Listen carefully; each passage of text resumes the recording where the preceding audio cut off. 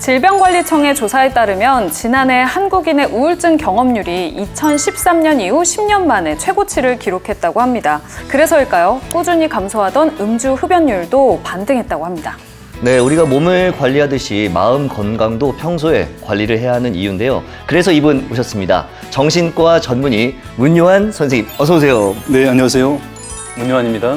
지난 시간까지 우리를 괴롭히는 내 안의 스트레스에 대해서 알아봤는데요. 오늘은 또 가장 중요한 이야기를 해볼까 해요. 네, 맞습니다. 지난번에 이야기했잖아요. 자기 돌봄, 말 그대로 자기를 돌보는 건데 사실 내가 건강해야 다른 사람들도 이렇게 돌볼 수 있는 거잖아요. 네, 오늘 만나볼 사연도 그런데요. 한번 사연을 들어볼까요? 저는 20대 평범한 직장인입니다. 평범하다고 스스로를 소개하지만 남들이 보기엔 걱정할 것이 없어요. 학교를 졸업하자마자 대기업 취업에 성공했고 남들의 축하와 부러운 시선을 받았으니까요. 부모님도 속 썩이지 않고 알아서 잘하는 딸이라고 주변 사람들에게 자랑스레 말하세요. 함께 입사한 동기들도 해외 유학파에 화려한 수상 경력에 능숙한 외국어까지 대단한 스펙을 자랑했고 그런 동기들과 함께 합격했다는 사실이 자랑스러웠어요. 저도 그 대단한 사람 중 한 명이라는 생각이 들었다고나 할까요? 하지만 저에게도 말 못할 고민이 점점 쌓여갔어요. 1인분 몫을 해내려고 업무 외에 공부도 하고 야근도 하지만 동기들만큼 성과를 내지 못하는 것 같아요. 처음에는 나도 잘할 수 있어 스스로를 격려했어요. 하지만 점점 동기들과 비교가 되면서 자신감이 사라지기 시작했어요. 내일은 또 어떻게 버티지? 차라리 내일 출근하다 사고 났으면 좋겠다. 다른 사람들은 제가 이렇게 힘들어하는 줄 모를 거예요. 괜찮아 보이고 싶은 마음에 아무렇지 않은 척 밝게 웃고 다니거든요. 팀원들은 저를 비타민이라고 부를 정도로 힘든 내색을 하지 않았어요. 이런 고민이 있다는 걸 누군가에게 말하기도 겁나요. 저를 가식덩어리, 나약한 사람으로 볼 것 같아서요. 남자친구와 데이트를 하거나 친구들을 만나면 기분이 좋을 때도 있어요. 하지만 잠시뿐이에요. 친구들도 다들 이제 막 사회생활을 시작했고 적응하느라 스트레스 받을 텐데 저까지 힘든 이야기를 하고 싶지 않아요. 아마 제가 힘들다고 마음을 털어놓으면 배부른 소리를 한다고 할 테니까요. 2달 전부터는 사람들과의 만남도 의미 없게 느껴지고 집에 돌아오면 공허함이 밀려 들어와요. 가슴이 뻥 뚫려서 무엇으로도 채워지지 않을 것 같은 헛헛함이 들어요. 그래서 스트레스를 폭식으로 풀기도 하는데 먹고 나면 돼지 같은 제 모습에 자괴감이 들어요. 회사에선 요즘 실수도 잦아져요. 정신을 차리고 해도 지적을 받는 일이 점점 늘어가요. 이젠 선배와 상사들이 조금이라도 무표정하거나 한숨을 쉬면 심장이 두근거리고 조여오는 기분이 들어요. 다른 사람들도 이런 걸까요? 아니면 저만 이런 걸까요? 사는 게 너무 힘들다. 차라리 죽는 게 더 편할까? 이 상태가 몇 주째 이어지고 있어요. 빨리 달리는 차들만 보면 저 차에 치이면 어떻게 될까? 이런 생각이 떠올랐어요. 순간 너무 놀랬고 제 자신이 너무 무서워졌어요. 전 어떻게 해야 할까요?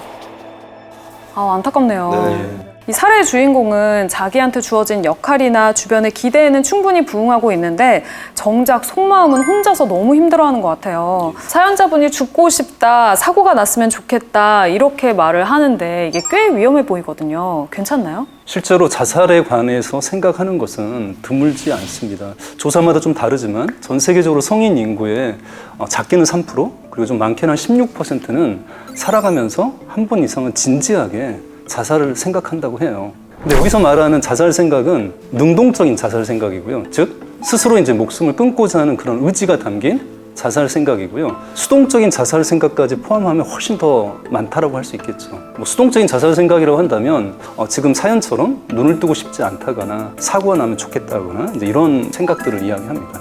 수동적인 자살 같은 경우에는 그냥 그럴 수 있다, 또 그러는 거구나 라고 생각하면서 조금 이렇게 넘어가는 경우도 있는데 굉장히 위험한 거잖아요. 그렇다고 봐야죠. 사실 능동적인 자살 사고가 바로 이렇게 나타난다기보다는 수동적인 자살 사고에서부터 점점 자살 생각이 이제 커지면 능동적인 자살 생각으로 이어지기 때문에 어떤 자살에 대한 생각이든 이건 다 위험하다라고 좀 볼 수 있고요. 그럼 지금 자살을 생각하는 분들에게는 어떤 말씀을 해주실 수 있으실까요?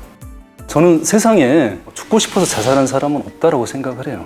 근데 왜 자살을 생각을 하냐면 내가 지금 겪고 있는 이 고통이 지속되고 여기서 벗어날 수 없다라고 생각하니까 고통을 끝내는 유일한 방법이 죽는 것밖에 없다라고 생각을 해서 자살을 하는 거지 세상에 죽고 싶어서 자살하는 사람은 없고요. 그래서 자살의 마지막까지도 자살에 대한 양가 감정이 있습니다. 그러니까 좀 살고 싶은 어떤 그런 마음이 있어서 우리가 주저흔이라고 하죠. 그런 흔적들이 이제 자꾸 남게 되고요. 자살까지 생각하게 만드는 그런 고통을 함부로 제가 말할 수는 없지만 그게 유일한 방법이다라고 생각하게 된다는 게 참, 좀 마음이 좀 아픈 것 같은데 왜 그게 마지막 유일한 방법이라고 생각하게 되는 걸까요? 우리가 이제 치통이 막 심하면 모든 신경이 지금 이 아픈 거에만 사실은 집중되잖아요. 다른 건 다 안 보이고. 그런 것처럼 이 고통이 너무 크고 스트레스를 너무 이제 과도하게 받게 되면 이 고통이 영원할 것 같은, 나는 이 고통에서 벗어날 수 없을 것 같은 그 느낌이 이제 계속 빠지고, 특히 다른 사람과 이렇게 소통하지 않고 계속 혼자 고립되어 있으면 자기 생각이 스스로 이제 갇혀버리게 되죠. 이걸 이제 심리학에서는 심리적 융합이라고 이야기하는 거예요. 융합이라는 건 내 느낌이나 생각을 바로 사실화 시켜버리는 거예요. 그래서 고통에서 벗어날 수 없어라는 그런 단정적인 생각에 빠져버리는 게 자살자들이 가지고 있는 그런 인지적 왜곡이라고 좀 할 수 있을 것 같습니다. 그렇다면 이 심리적 융합을 좀 깨트려야 자살자를 살릴 수 있는 어떤 그런 핵심이 될 것 같은데 어떻게 하면 좀 깨트릴 수 있을까요? 이건 이제 혼자 할 수 있는 방법도 있고 같이 이제 다른 사람의 도움을 받는 것도 필요할 것 같은데요. 혼자 할 수 있다면 군화를 붙이는 거예요. 자기 자신의 생각에 대해서. 그렇구나. 그렇죠. 그러니까 어떻게 하는 거냐면 이 고통에서 벗어날 수 없어라는 융합이 있잖아요. 예. 그러면 그거에 대해서 내가 군화를 붙이는 거예요. 나는 이 고통에서 벗어날 수 없다고 생각하는구나. 이렇게 혼자 여러 번 이야기하고 혹은 이제 쓰게 합니다. 네. 벗어날 수 없다는 생각을 하는구나. 그렇죠. 없다고 생각하는구나. 조금 더 제3자의 입장에서 사람들 멀리 바라봐야 떨어져서 바라볼 수 있을 것 같아요. 네네. 그다음에 더 중요한 건 다른 사람과 좀 대화를 나누는 겁니다. 그리고 대화를 나누다 보면 너무 이제 자기 생각 속에 이제 굳건히 이제 닫혀 있었던 그 상태에서 이 어두운 생각, 본인은 거기서 벗어날 수 없다라고 믿고 있는 그 생각들이 조금 더 객관적으로 좀 살펴볼 수 있는 그런 거리가 좀 생겨나죠. 좀 많이 이렇게 자살 생각에 좀 갇혀 계신 분들, 벗어나기 힘드신 분들은 꼭 상담이랄지 이런 전문적인 도움을 좀 받아보시면 좋겠습니다.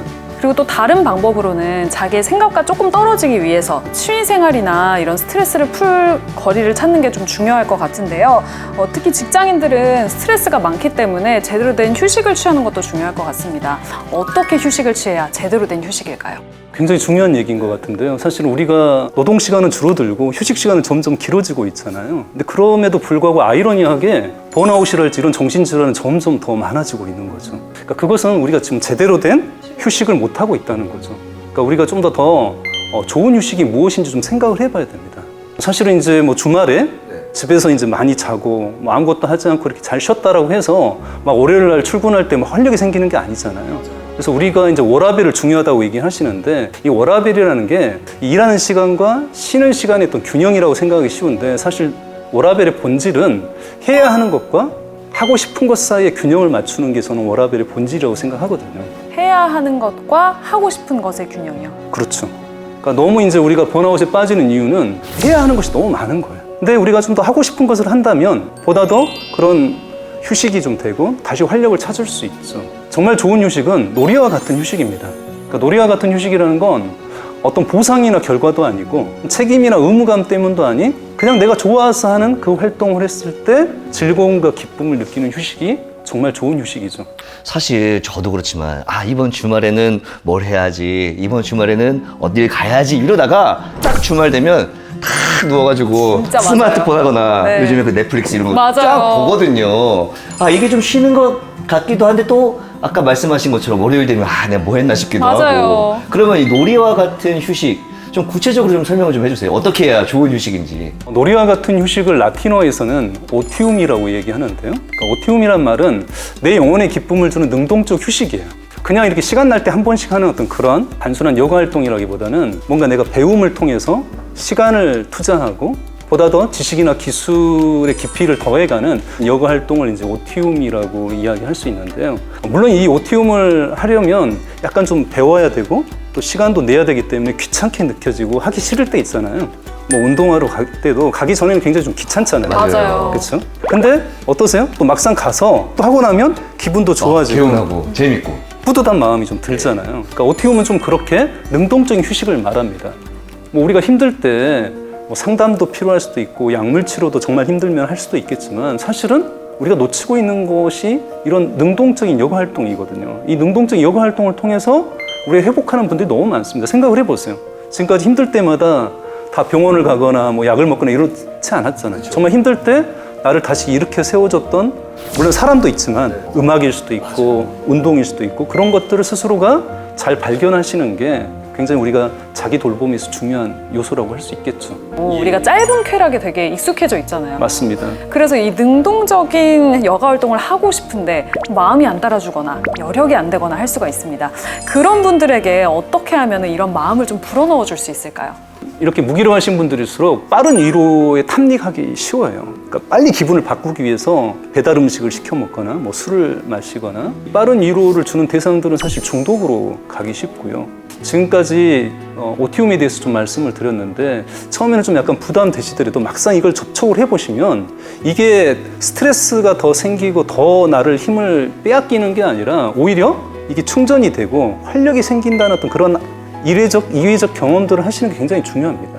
듣다 보니까 이 쾌락과 이 오티움이 주는 그 기쁨이 완전 다른 것 같아요. 다른 거죠. 그래서 요즘에 이제 자기다움이 굉장히 중요해지고 있는데요. 저는 자기다움의 핵심이 내가 무엇을 할 때 기쁨을 느끼는지를 알고 그것을 나에게 줄 수 있는 게 가장 중요한 자기다움이고 자기 돌봄이라고 생각을 합니다. 저도 앞서 잠시 말씀드렸지만 오티움을 발견한 것 같고, 또 선생님 말씀을 드리니까 이 오티움이 주는 설렘, 기쁨 느껴지지 않으시나요? 네, 엄청 느껴져요. 네. 우리 구성원 여러분들도 오티움을 발견을 해서 기쁨도 느끼시고 또 삶이 확장되는 그런 행복을 또 한번 느끼셨으면 좋겠습니다. 네, 자기 돌봄이 왜 중요한지, 진정한 자기 돌봄이란 무엇인지 깨달을 수 있는 그런 시간이었는데요. 바쁜 업무와 일상 속에서도 조금씩 실천해 볼 수 있도록 노력하시면 좋겠습니다. 이렇게 나 자신을 돌보는 방법을 알게 되면 막 다른 사람들한테도 알려주고 싶을 것 같아요. 다음 시간에는 나뿐만 아니라 다른 사람을 돌볼 수 있는 주제로 이야기를 좀 나눠봤으면 좋겠습니다. 다음 시간에는 나 자신을 넘어서 타인까지 돌볼 수 있는 타인 돌봄. 이야기 굉장히 기대가 됩니다. 타인 돌봄. 네, 좋습니다. 네, 기대해 주시고요. 함께 해주셔서 고맙습니다. 감사합니다.